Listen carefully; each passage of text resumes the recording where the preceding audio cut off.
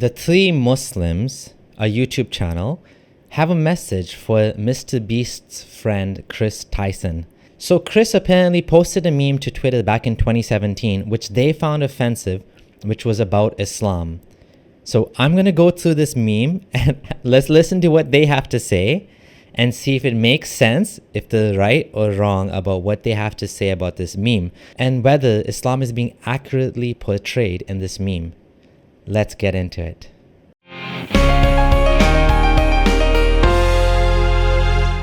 Alright, I'm your host, Friendly Exmuslim. So here we have the three Muslims, and they have a meme here, which you can see why they're mad about it, right? You would understand that anyone with a big platform, when they say things like this, they're going to try to, attack them for it, because it's not politically correct to say such things. But is it accurate? That's what I want to get into. So let's see what they have to say, and then I'll give you my comments and thoughts on why I disagree with what they say. Chris Tyson. Chris Tyson is the person who works for or with MrBeast on his channel. You probably all will recognize him if you watch MrBeast. And what you don't know is that in 2017, he put out a series of tweets. Now, again, yes, this is in 2017, so years ago, but I don't think he has been on the public record apologizing to the Muslim community or retracting these egregious statements that he made.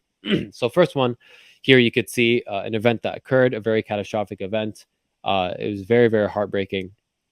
And he, for some reason, feels it's fit to post that, don't say you love the anime if you haven't read the manga, inciting that, it's Islam that did this. Not political warfare, not the wars that were waged in the Middle East by the West, not hateful, spiteful ideology that's backed by political reasons, not religious ones. But yes, let's just throw it down to religion. Next, we have him tweeting about what happened at the Ariana Grande concert a few years ago, saying, "Why the bleep do we even take Islam serious? It's an old, backwards religion that hates anything different and treats women like bleep. Why do people still accept it?" So in a tweet, this is funny, in a tweet where he's saying Islam doesn't accept anything, he's completely rejecting all of Islam and all of the Muslims. A very hateful tweet to fight a hateful religion. What is this? Someone put out a video about him, about Chris becoming a woman now, identifying as a woman, and saying it's going to be a problem for MrBeast. And this is what MrBeast replied. "This is getting absurd. Chris isn't my nightmare. He's my friend and things are fine. All this T-phobia is starting to piss me off.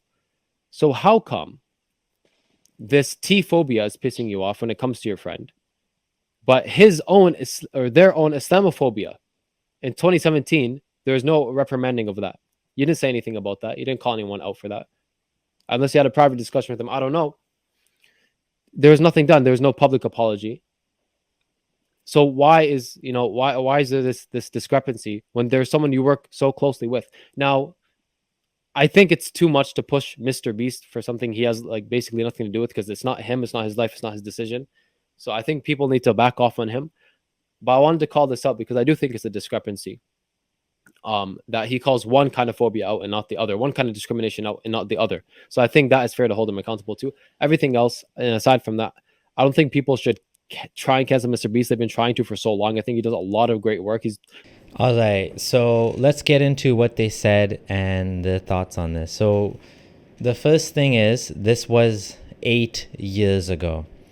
Now, the reason I guess they dug back 8 years ago is because they're mad, I guess. Why are they mad? They're mad because MrBeast, as they're obviously fans of him, he's supporting his friend, right?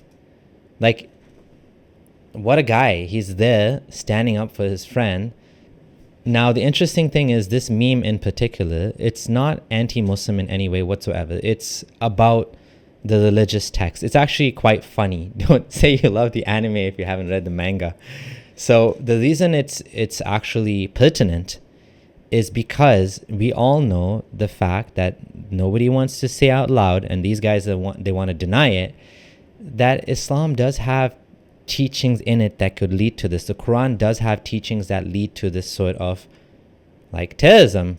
The fact is, I don't even need to prove this, but when you have certain groups that are saying, for example, ISIS, that we are doing this because of Islam.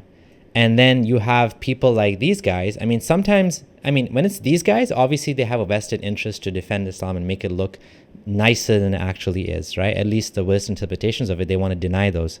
And sometimes you have well-wishing non-Muslims that they don't want to acknowledge the worst parts of Islam, so they whitewash it, right? They make excuses for it, and they are saying this has nothing to do with Islam, and the terrorists are like, hold on, guys, we're doing why? What do you mean this is nothing to do with Islam? We're doing this because of Islam. Like, stop trying to tell us why we're doing these things. Like, you guys don't get to explain why we're doing it. We can tell you ourselves, right? And just as a matter of point, because this is specifically about 9/11, which is related to Al-Qaeda and all that, I mean, I'm going to quote for you. ABC reporter John Miller interviewed bin Laden, right? And asked him why a man of wealth from a powerful family had gone to Afghanistan to live in trenches and fight the Russian invaders.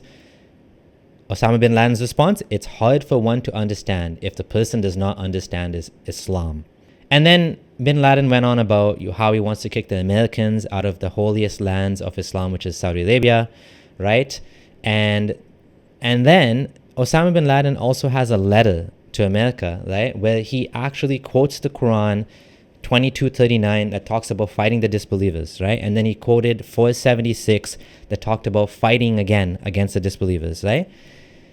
And in the article, he said, some American writers have published articles under the title, "On What Basis Are We Fighting?" Right? These articles have generated a number of responses, some of which adhere to the truth and were based on Islamic law, and others which have not. Here we wanted to outline the truth as an explanation and warning, hoping for Allah's reward, seeking success and support from Him. Then he talked about how they, meaning he said, we are the nation of martyrdom. We are the nation that desires death more than you desire life. And then he quoted from the Quran 3:169 to 171. So I don't even need to tell you, because here you have a Muslim extremist that is quoting from the Quran, talking about jihad, martyrdom. I mean, legit, the Quran talks about dying for its sake. This religion has martyrdom built into its most holiest text. How much more of a denialist can you become? Now, that does not mean to say, and this is where the big disclaimer comes in, that all Muslims are potential terrorists. That does not mean that at all whatsoever. No. We are not saying you should be scared of your Muslim neighbor or anything like that. But let's be realistic. The religion has violence and extremism at its very core text. And a very straightforward interpretation leads to that. You don't need to go far. You don't need to twist and turn. You can read it right in the Quran. And here you have the man himself that's responsible or, attributed to 9/11, unless you want to go by conspiracy theories, explaining to you. And even if you don't believe that Osama bin Laden was involved, he's telling you, ISIS is telling you in the magazines why they do these things. Yes, there's politics involved too. Yes, we want to fight the Western imperialist, bomber, colonialist, blah, blah, blah, whatever, people that bombed our land. We want to get back at them. But like, if you go back to the Quran, if you go back to the Quran, if you go back to the Hadith, right? The Quran says fight those, right? Until Allah's religion is established, right? And it's dominant over all other ways of life. It's right there in the Quran. So yes, you have more, let's say friendly interpretations now. You have Ahmadiyya Islam that took get rid of jihad. Ismailism, which is the religion sect I was born in. It's very, very, very modern and friendly. And then you have, the more, extreme versions, and some Muslims, even Sunni Muslims, will totally disagree with this stuff, with jihad, right? Many Muslims will say you need to have a caliphate before you fight, before you order jihad on anyone. You can't just go and fight random non-Muslims. There has to be a caliphate, right? They'll say that, or an emir that commands you to go to jihad, right? Other than, of course, defensive jihad, they'll argue anyone can do defensive jihad. But offensive jihad, they would argue, many of these people, that it's not permissible for any random, Joe, Schmo, or Mo to just go and do this, right? So anyways, regardless, it's, this person's view as a Muslim, or that person's view, this scholar and that scholar. But the fact remains, the most holiest texts in Islam are vulnerable to violent extremism, which is why you have people that are born in the middle of Texas. White guy by the name of John. that converted to Islam just by reading the Quran, became one of the top ISIS guys. He learned Arabic and became one of the lead ISIS jihadis. So how does that happen? How is it that no one becomes a Jain, reads, the books of Jainism or something and becomes some, like an extreme Jain would fast until he dies or she dies. An extreme Muslim, unfortunately, what do you think they would do? Because that's the extremism is based on what you find in the text, right? And what sort of things they teach. So unfortunately, this meme is correct. Unfortunately. And to demand he apologize, or MrBeast makes him apologize for his Islamophobia, we have to be clear. If by Islamophobia you mean anti-Muslim bigotry, then anti-Muslim bigotry is wrong. If by Islamophobia you mean criticism of the Islamic texts, well, I'm sorry, but your book and your religion deserves criticism, rightly so.